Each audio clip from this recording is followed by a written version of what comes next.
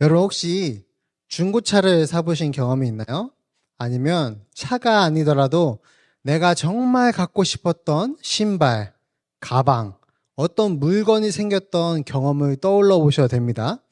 저는 이제 2년 전에 생애 첫 차로 중고차를 샀던 경험이 있습니다. 13년식이고요. 14만 킬로 탄 중고차를 샀습니다. 처음에 알아볼 때는 10만 넘어가면 사면 안 된다 이런 말이 많았는데, 제가 택시로 많이 쓰이던 소나타 모델을 구입했는데, 이 소나타 모델은 택시로 많이 쓰이기에 내구성이 괜찮아서 이제 그 많은 사람들의 이야기를 들어보니까 걱정하는 제가 글을 올렸었습니다. 14만인데 어떡하죠? 차 부셔지면 어떡하나 했더니 14만이면 아직 애기입니다. 이제부터 시작입니다. 그러니까 택시로 많이 쓰이던 모델이기에 내구성이 뛰어나다는 거죠. 그래서 이제 그 차를 사서 19만이 다 되어 갑니다. 솔직히 말씀드리면 그 전까지 저는 차에 대해서 전혀 아는 게 없었습니다. 자동차 브랜드도 잘 몰랐고요. 길에 어떤 차가 다니는지 뭐가 좋은지 전혀 관심이 없었던 거죠.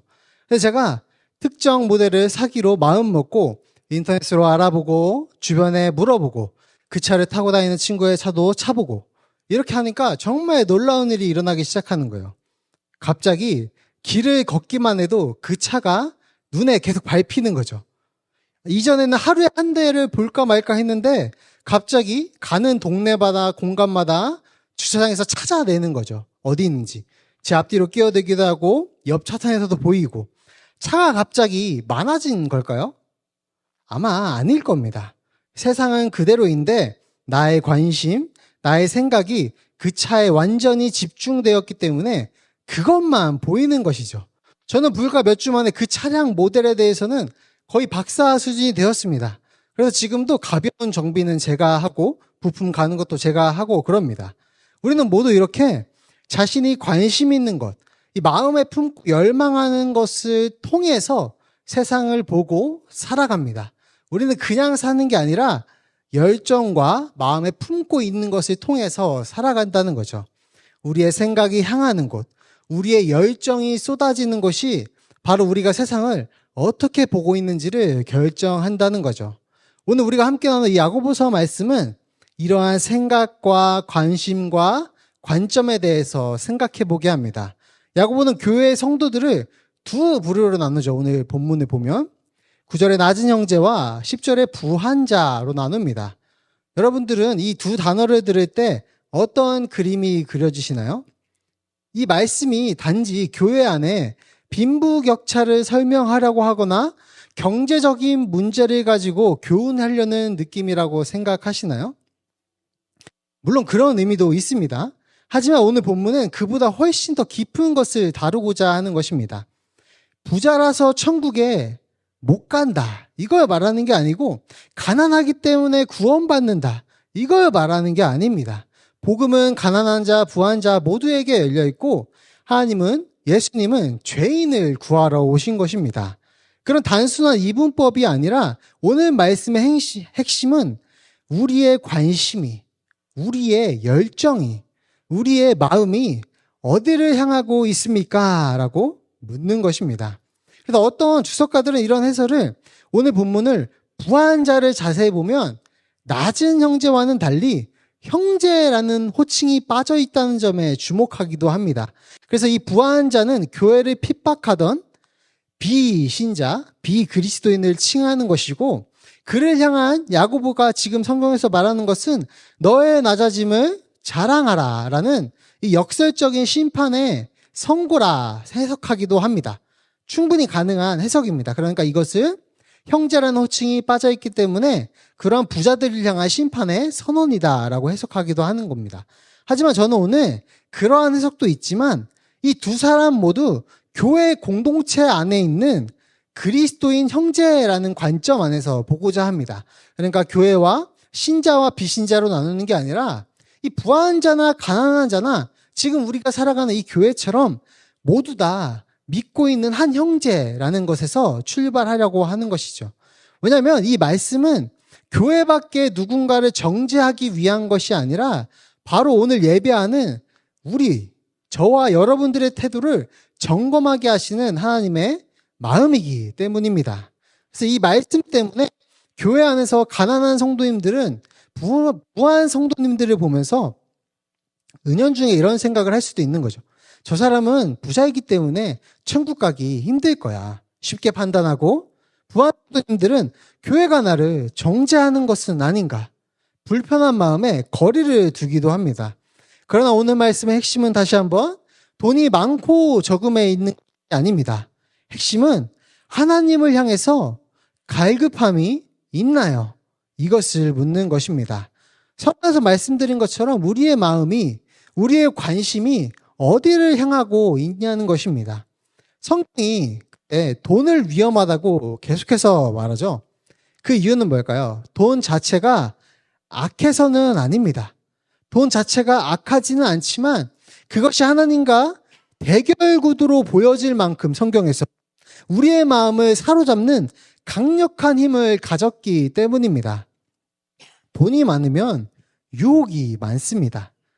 돈이 많으면 하나님에 대한 영적인 갈급함을 가지기가 일반적으로 어렵습니다. 일반적으로. 그래서 오늘 이 말씀을 통해서 우리가 진짜 부자인지 가난한 자인지 그것을 따지고자 하는 게 아니라 내가 하나님을 아버지로 삼고 있는 진짜 부자인지 이것을 점검하는 것을 원하는 것입니다.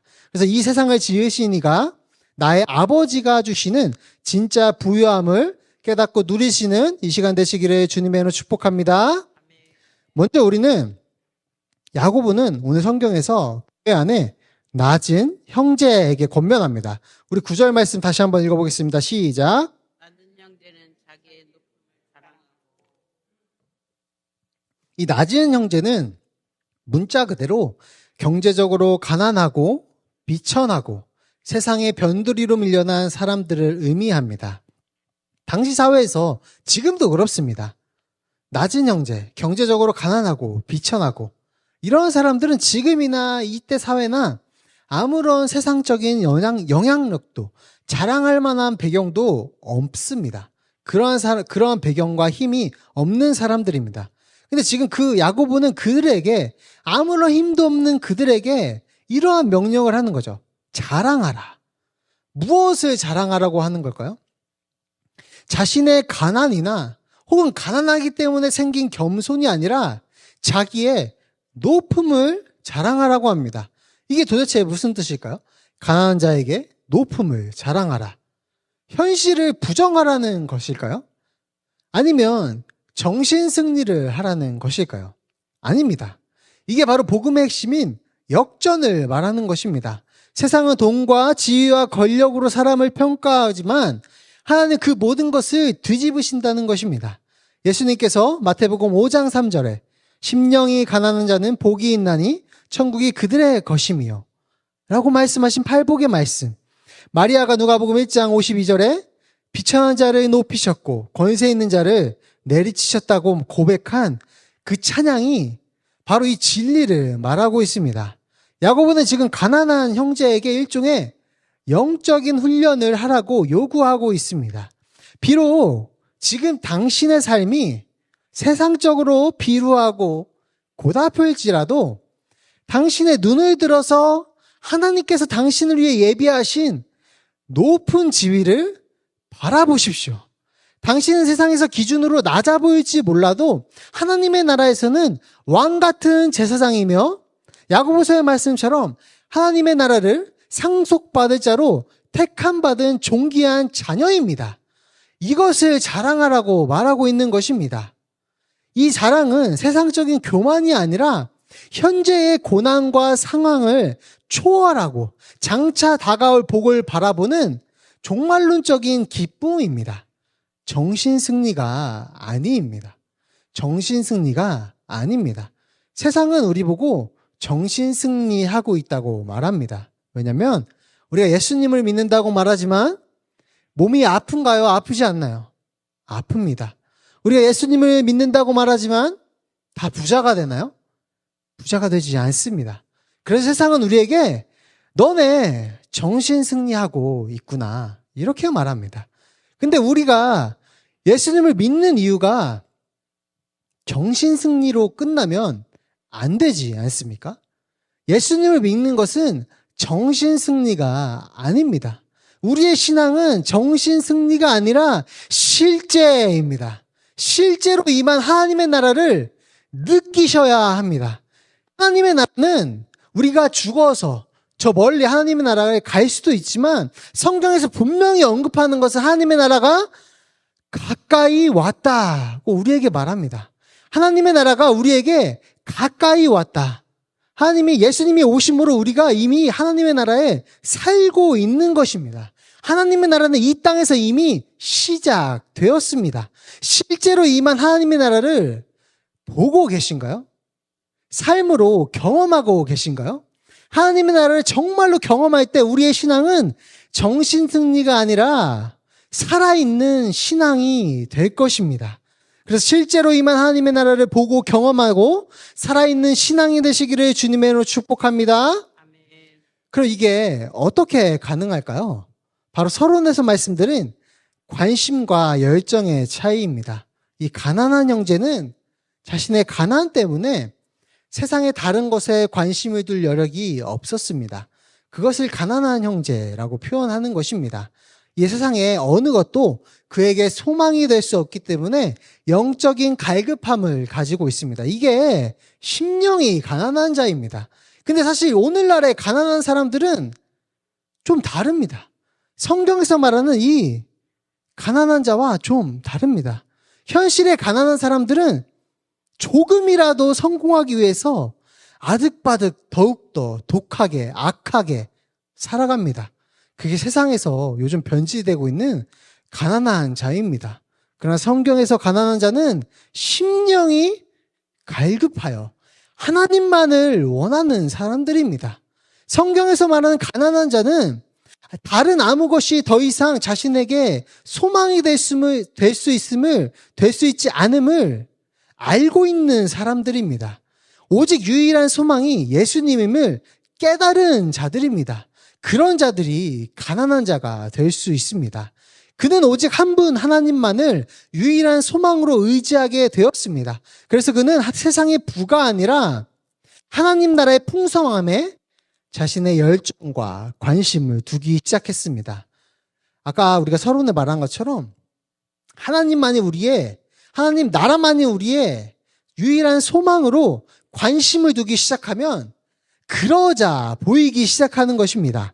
세상의 부자들이 결코 보지 못하는 영원한 기업과 하늘의 신령한 복이 이미 우리에게 와 있음을 보기 시작하는 것입니다.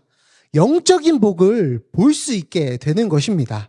이 가난이 그에게 오히려 유익이 되기 시작한 것입니다. 어떤 유익이죠? 첫째는 우리를 겸손하게 만들었습니다.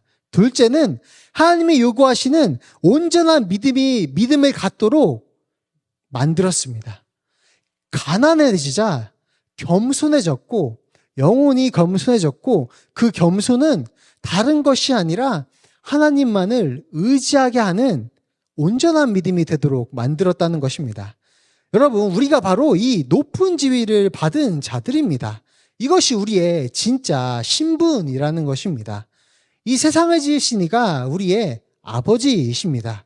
이 엄청난 영적 특권을 우리가 진정으로 인식하고 바라볼 때에 우리는 세상의 그 어떤 부자도 부럽지 않은 진짜 부자로 오늘 우리의 삶을 살아가게 되는 것입니다. 정말 이러한 관심을 가질 때에 우리의 신앙은 한낱 정신승리로 끝나지 않을 것입니다. 이제 야고보는 정반대에 있는 부한 자에게 권면합니다. 우리 10절 말씀을 이어서 읽어보겠습니다. 시작. 부한 자는 자기의 낮아짐을 자랑할지니 이는 그가 과 같이 지나간다. 자기의 낮아짐을 자랑한다고 합니다. 이 말씀은 당시 부자 형제에게는 받아들이기 어려운 충격적인 말이었을 것입니다. 그가 가진 모든 것, 그가 가진 능력, 그의 재산, 그의 사회적 지위, 그의 영향력이 아니라 오히려 그의 낮아짐을 자랑하라고 하십니다. 낮아짐은 무엇일까요?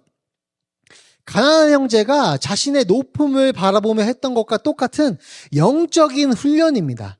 부한 형제는 자신의 믿음을 가난한 형제와는 근본적으로 다른 방식으로 표현하고 훈련해야 한다는 것입니다.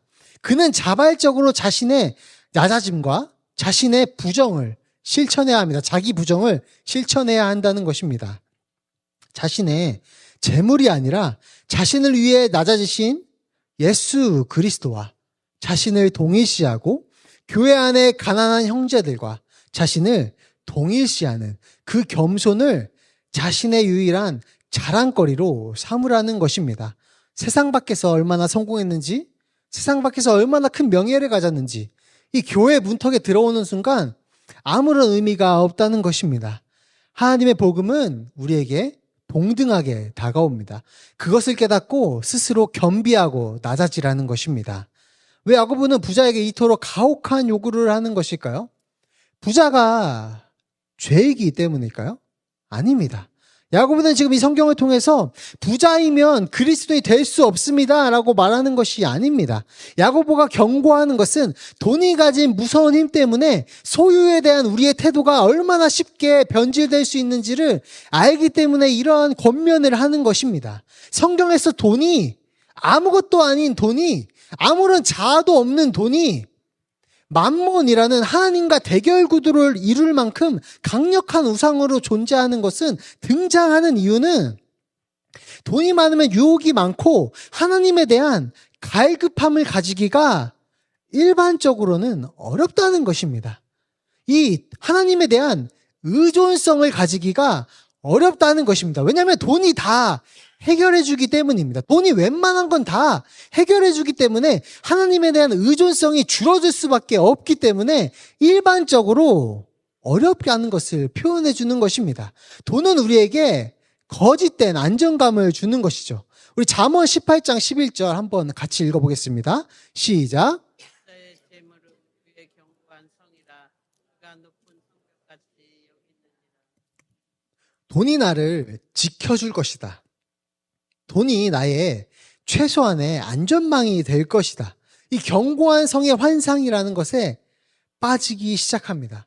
이 견고한 성이라고 인식하면 지금 하나님에 대한 갈급함은 사라지고 암암리의 세상을 섬기게 되는 위험에 빠지게 됩니다. 그래서 야고보는 부자 형제에게 이렇게 말하는 것입니다.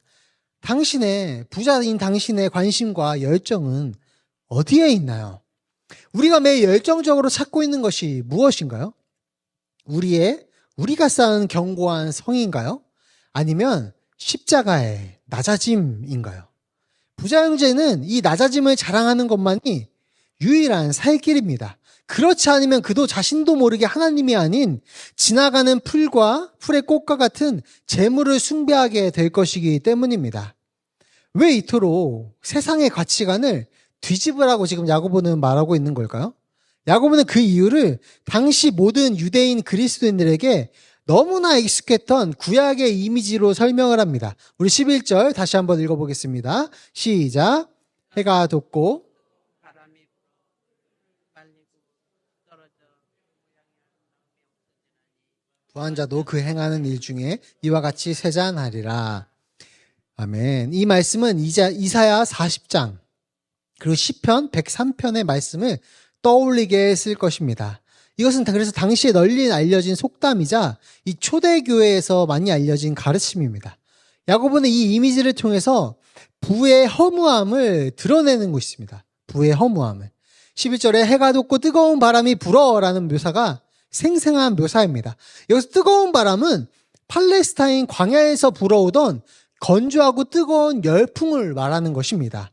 그 무서운 바람이 불면 아침에 그렇게 아름답게 피어났던 아네몬의 시클라멘 같은 야생화들이 순식간에 타버리게 됩니다. 그리고 그 야생화의 아름다움은 영원히 사라져 버린다는 것이죠. 이게 핵심입니다. 부한 자의 삶이 그 꽃과 같다 이렇게 말하는 것이죠. 11절 마지막에 부한 자도 그 행하는 일 중에 이와 같이 쇠잔하리라. 행하는 일이 무엇인가요? 여기서 행하는 일, 그의 분주한 삶입니다. 부한 자의 분주한 삶 무엇입니까? 사업, 그의 성공과 영향력을 유지하기 위해서 그가 하는 모든 행동과 노력을 의미합니다. 누가복음의 어리석은 부자처럼 자신의 성공을 위해서 바쁘게 돌아다니는 바로 그 순간에 뜨거운 바람을 만나서 아무것도 아니게 없어져 버릴 것이다 라는 경고입니다. 이 땅의 소유중 그 자체로 하나님의 나라에 기여하는 것은 아무것도 없습니다. 모든 것은 지나갑니다. 우리가 세운 모든 성공과 명예는 하나님 나라에 결코 영광이 될 수 없습니다.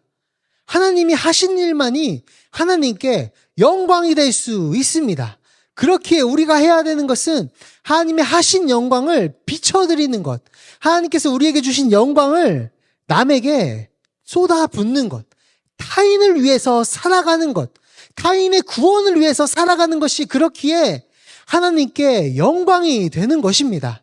나의 구원이 아니라 타인의 성공을 위해서, 나의 구원을 이루었으면 타인의 성공을 위해서 살아가는 삶만이 하나님께 영광이 될 수 있다는 것입니다. 모든 것은 지나갑니다. 가난한 자의 가난도 지나가고 부유한 자의 부유함도 지나갑니다. 그래서 오늘 말씀을 정리하면, 오늘 말씀은 교회 안에 가난한 성도들에게 부한 자를 비판하라 이렇게 말씀하신 것이 아니라, 부한 성도들에게는 죄책감을 느끼고 교회를 떠나라 이렇게 말씀하신 것이 아니라, 이 말씀 우리에게 동일하게 질문하는 것입니다. 우리의 관심은 어디에 있습니까? 우리는 지금 무엇으로 세상을 보고 있습니까? 여러분은 요즘 어떤 생각에 사로잡혀 있으신가요? 우리의 마음을 온통 사로잡고 길을 걸을 때마다 눈에 띄는 그것이 무엇인가요? 그것의 끝에 무엇이 있나요?